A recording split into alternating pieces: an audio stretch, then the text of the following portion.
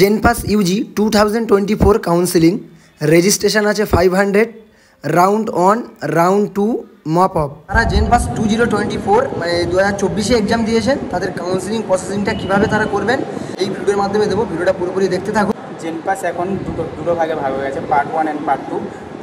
Part 1টা হচ্ছে others কোর্সের জন্য, আর পার্ট 2টা হচ্ছে স্পেশালি ফর বিএইচএ কোর্সের জন্য।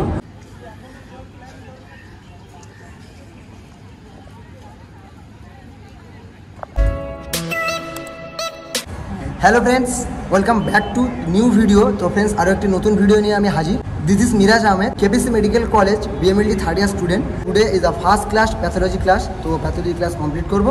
প্যাথোলজি ক্লাস কমপ্লিট করার পর অনেকে আমার ইউটিউব চ্যানেলে কমেন্ট করছে বা অনেকে আমাকে বলছে যে দাদা জেনপাস ইউজি 2024 যারা এক্সাম দিয়েছে তাদের কাউন্সিলিং প্রসেসিংটা কেমনভাবে হবে, ওই নিয়ে আমি একটা ভিডিও এই ভিডিওর মাধ্যমে দেবো। তো ভিডিওটা শেষ পর্যন্ত দেখো। জেনপাস 2024 মানে 2024 এক্সাম দিয়েছেন, তাদের কাউন্সিলিং প্রসেসিংটা কীভাবে তারা করবেন আমি এই ভিডিওটা কাউন্সিলিং প্রসেসিংটা আমি আমার এই ভিডিওর মাধ্যমে দেবো। ভিডিওটা পুরোপুরি দেখতে থাকো। আর জেনপাস তো এক্সামটা যে কেমন দুটি ভাগ হয়ে গেছে, এই দুটি পার্ট কেমন কী আছে। তো আমার সাথে আছে আজকে ইরফান ভাই। তো ইরফান ভাই, জেনপাস এখন দুটো ভাগ হয়ে গেছে, কেমন কী হয়ে গেছে একটু বলে দাও। জেনপাস এখন দুটো ভাগে ভাগ হয়ে গেছে, পার্ট 1 অ্যান্ড পার্ট 2। পার্ট 1টা হচ্ছে আদার্স কোর্সের জন্য, আর পার্ট 2টা হচ্ছে স্পেশালি ফর বিএইচএ কোর্সের জন্য। সবাই মোটামুটি দুটোতেই অ্যাপ্লাই করতে পারবে, বা কিছুজন যদি আপনারা দুটো এক্সাম দিতে পারেন, বা অনেকে একটা এক্সাম দিতে পারে, একটা এক্সাম নাও দিতে পারে। যাদের বিএইচএ করার ইচ্ছা নেই তারা একটাই এক্সাম দেবে। দ্বিতীয় পার্টটা হচ্ছে অ্যাকচুয়ালি যারা বিএইচএ করতে চাও তারা সেকেন্ড এক্সামটা দিতে পারো। আর ফার্স্ট এক্সামটা হচ্ছে যারা এমন paramedical course BSc CCT, BSc MLT, BSc OTT, তো তারা এক্সামটা দিতে পারো। তো কী কী সাবজেক্ট আছে একটু শেয়ার করছি, বলো।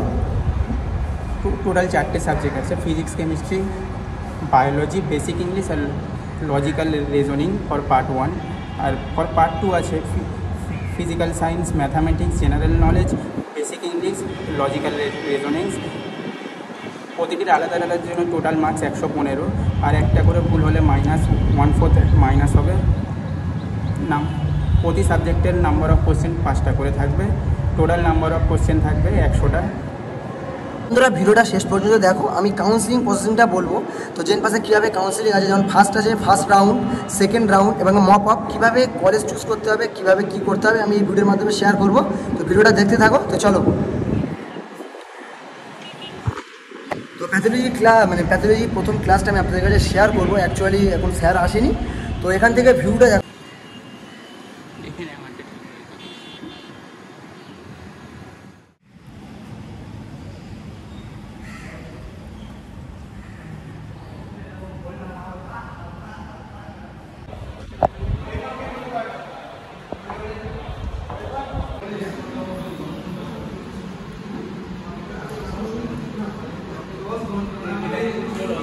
জেনপাস ইউজি 2024 কাউন্সিলিং রেজিস্ট্রেশন আছে 500, round 1 round 2 mop up. First of all choice filling. তো প্রথমে আপনাদের কলেজ রাখতে হবে গভর্নমেন্ট কলেজ। ফার্স্ট রেখেছি আমি SSKM, তারপরে CMCH, তারপরে RG ঘর, তারপরে SD, তারপরে আছে CNMC, তারপরে MCH। তো এইভাবে আপনারা কলেজগুলো চুজ করে নেবেন। রেজিস্ট্রেশনের ব্যাপারটা আরও একবার আপনাদেরকে বলি। আপনারা জেনপাস এক্সামের সময় রেজিস্ট্রেশন করেছিলেন, কিন্তু কাউন্সিলিংয়ের জন্য আপনাদের আবার 500 দিয়ে রেজিস্ট্রেশন করতে হবে। চয়েস ফিলিংয়ে ফার্স্ট রেখেছি SSKM, তারপরে CMCH, তারপরে আছে RG ঘর, তারপরে SD, তারপরে CNMC, তারপরে MCH। শুধু এই 6টি কলেজ না, আরও আপনারা প্রচুর কলেজ রাখতে পারবেন। কাউন্সিলিং প্রসেসিংয়ের ওখানে দেওয়া থাকে 20টি কলেজ এইভাবে চুজ করবেন, তারপরে আরও কলেজ রাখবেন। আর একটা সময় আছে এই কলেজগুলিকে লক করা মিনস আপনারা যারা এই কলেজগুলোকে চুজ করে রাখবেন, এই কলেজগুলোকে লক করতে হবে। তা না হলে আপনারা লাস্ট যেমনভাবে সাজিয়ে রেখেছিলেন ঠিক তেমনই থাকবে, তারপরে ওরা লক হয়ে যাবে। রাউন্ড 1-এ অ্যালটমেন্ট লেটার বার হবে। অ্যালটমেন্ট লেটার দেখতে পাচ্ছেন ইয়েস, আর একটা বার হবে নো। সাপোজ ধরো তুমি ফার্স্ট SSKM পেয়েছেন, তো ওখানে ইয়েস আসবে, আর যদি কলেজ না পাও তাহলে নো আসবে। তার পরবর্তী কাজ SAF, সিট অ্যাকসেপ্ট ফিস, এটা তোমাকে পে করতে হবে। তারপরে ওটাকে ডাউনলোড করে নিতে হবে এবং ফিজিক্যাল ভেরিফিকেশান, অর্থাৎ সাপোজ ধরো তুমি SSKM হসপিটাল পেয়েছো, ওখানে তোমাকে যেতে হবে এবং ফিজিক্যাল ভেরিফিকেশান করতেই হবে। ফিজিক্যাল ভেরিফিকেশান করার পরে এখানে দেখতে পাচ্ছেন, ওখানে যদি আপনি কলেজে অ্যাডমিশন হয়ে যেতে পারেন, তাহলে তুমি ডাইরেক্ট মপ আপে বসতে পারবে। আর যদি ওখানে অ্যাডমিশন না হতে চাও, তাহলে ওখান থেকে একটা ফর্ম দেওয়া হবে। তো তো সাপোজ যদি তুমি ফার্স্ট কাউন্সিলিংয়ে ফার্স্ট কলেজ নিতে চাও তাহলে ওখানে ইয়েস হয়ে তুমি no upgradation form fill up করতে হবে। আর সাপোজ যদি তুমি সেকেন্ড রাউন্ডের জন্য যেতে চাও তাহলে নো করতে হবে এবং ইয়েস আপগ্রেডেশন ফর্মটা ফিল আপ করতে হবে। তারপরে চলে যাবে সেকেন্ড রাউন্ড। পরবর্তী রাউন্ড অর্থাৎ সেকেন্ড রাউন্ড, তো দেখতে পাচ্ছেন যারা ফার্স্ট রাউন্ডে আপগ্রেডেশন ফর্ম ফিল আপ করেছে তাদের সম্ভবত দুটো আসবে। একটা হচ্ছে আপগ্রেডেশন ইয়েস, অর্থাৎ যদি ইয়েস হয় তারা নিউ কোনো কলেজ পাবে, আর যদি আপগ্রেডেশন নো আসে তাহলে তারা ফার্স্ট যে SSKM কলেজটি পেয়েছিল ওই কলেজে তার সিট রিজার্ভ থাকবে। এবং কলেজ পেয়ে যাওয়ার পরে তাদের সেম কাজ, প্রথমভাবে সিট অ্যাকসেপ্ট ফিস পে করতে হবে, তারপর ডকুমেন্টস ভেরিফিকেশন করতে হবে।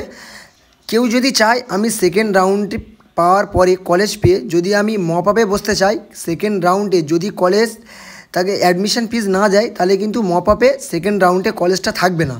যারা ফার্স্ট রাউন্ডে কলেজ পেয়েছো এবং তারা মপ আপে যদি বসতে চাও তারা ফর্ম ফিল আপ করতে পারবে। এবং যদি মপ আপে যে কলেজটি আসবে তাদের ফার্স্ট রাউন্ডে যে কলেজটি পেয়েছিল ওটি কিন্তু ক্যান্সেল হয়ে যাবে। অনেকে মনে করছো আমি ফার্স্ট রাউন্ডে কলেজ পেয়ে অ্যাডমিশন হয়ে গেছি, অর্থাৎ মপ আপে বসতে চাই, যদি মপ আপে কোনো কলেজ না আসে তাহলে কোনো কারণ নেই, তোমরা ফার্স্ট রাউন্ডে যে কলেজ পেয়েছো ওই কলেজ পেয়ে যাবে।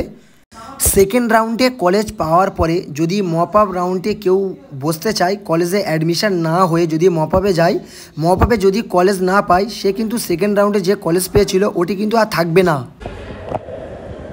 তো ফ্রেন্ডস, ভিডিওটা আমি এখানে শেষ করব। ভিডিওটা কেমন হয়েছে আমার কমেন্টে জানাবেন।